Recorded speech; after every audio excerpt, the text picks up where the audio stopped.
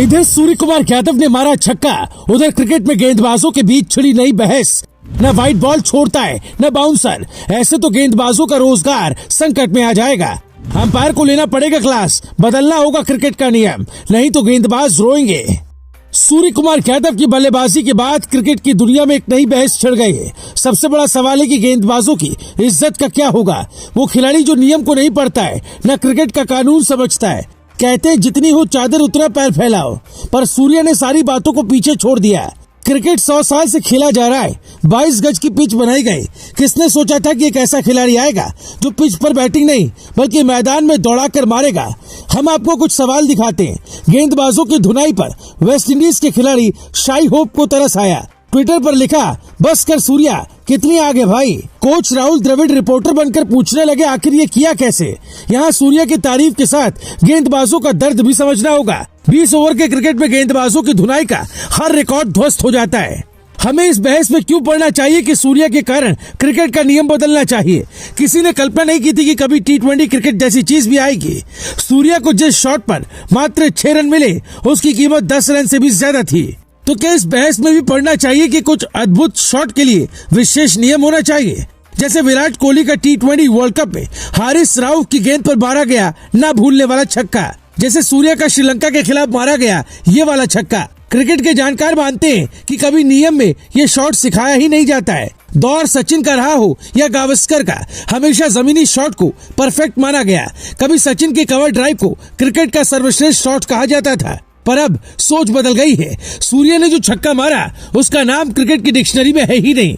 इससे पहले तक ऐसे शॉट को स्कूप बोलते थे, पर सूर्य कुमार यादव ने पिच से बाहर जाकर मैदान में कूदकर छक्का मारा है, जिसके लिए नए शब्द की तलाश है। अब हम आपको कुछ नियम बताते हैं। जब भी कोई नया आता है तो उसकी तुलना पुराने से की जाती है, पर नया अगर ज्यादा योग्य हो तो सोच बदलनी पड़ती है। पाकिस्तान क्रिकेट के महान स्पिनर दानिश कनेरिया का दावा है कि डिविलियर्स नहीं, भारत के स्काई यूनिवर्स बॉस हैं। कल की पारी देखने के बाद कई दिग्गजों को लगता है कि सूर्या और डिविलियर्स में सूर्य कुमार यादव का पलड़ा ज्यादा नहीं बहुत भारी है। सूर्य कुमार यादव को फंसाने के लिए वर्ल्ड क्रिकेट के गेंदबाजों ने नई रणनीति बनाई है। प्लानिंग के मुताबिक सूर्या को वाइड यॉर्कर बॉल फेंकी जाए तो वो आड़े तिरछे शॉट नहीं खेल पाएंगे। श्रीलंका के गेंदबाजों ने ऐसा ही किया। 13वां ओवर करने आए मधुशंका ने सूर्या को वाइड यॉर्कर फेंकी, पर सूर्या वाइड पर चढ़कर मारने लगे। पीछे गली की तरह फील्डर बेचारा मुंह ताकता रहा। यानी अब वो दौर आ गया है जब क्रिकेट का नियम बदलना चाहिए। कल्टी मारकर कैच पकड़ना आसान होता है, पर कल्टी मारकर छक्का मारना कभी नहीं सुना गया। साइड पिच पर अगर कोई बल्लेबाज जाकर बल्लेबाजी करेगा तो फिर गेंदबाज क्या करेगा। हमने AB डिविलियर्स और सूर्या का एक तरह का ही शॉट चुना। हम आपको दोनों तस्वीरें दिखाते हैं। AB डिविलियर्स व्हाइट बॉल पर तो खेलते थे, पर साइड पिच यानी कि पिच के बाहर निकलकर कभी नहीं। दोनों को देखे तो पता चलता है सूर्या में ज्यादा दम है। पिछले मैच में ही अर्शदीप ने कुल 5 नो बॉल फेंकी, यानी बॉलर का पैर अगर 1 सेंटीमीटर बाहर निकल जाए तो नो बॉल होता है, पर बल्लेबाज कहाँ मार सकता है ऐसा कभी सोचा नहीं गया। साल 1744 में क्रिकेट में पहली बार नियमों को लिखा गया और बाद में 1774 में संशोधित किया गया।